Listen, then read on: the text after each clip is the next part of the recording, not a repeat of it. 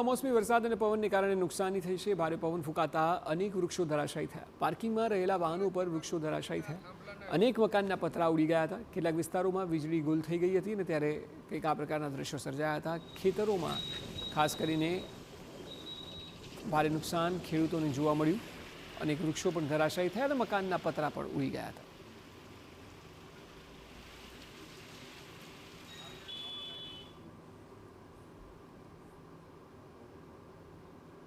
અમારા જ મકાન ઉપર છે ને આ થાંભલાના વીજ પોલના વાયર પડેલા છે અને આ પણ અવારનવાર ને આવી રીતના અવાજ તો આવતો જ તો, પણ હવે આ શું થાય આમાં કાંઈ નક્કી નથી। હવે આજે શું થયું, ક્યારે થયું, આ કેવડો થાંભલો ક્યાં પડ્યો, ક્યાં વિસ્તાર, કેવો રહેણાંક વિસ્તારમાં શું મુશ્કેલી?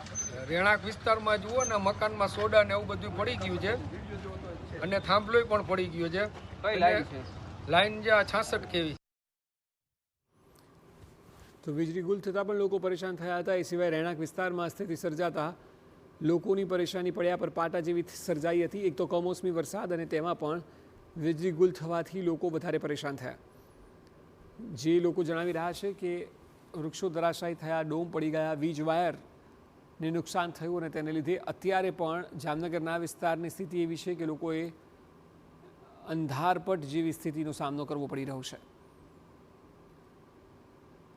વીજળી ગુલ થઈ અને એ પણ હવે આખી રાત સુધીની સ્થિતિ સર્જાશે તો થોડી કપરી પરિસ્થિતિ તમામ લોકોની સર્જાઈ શકે તેમ છે।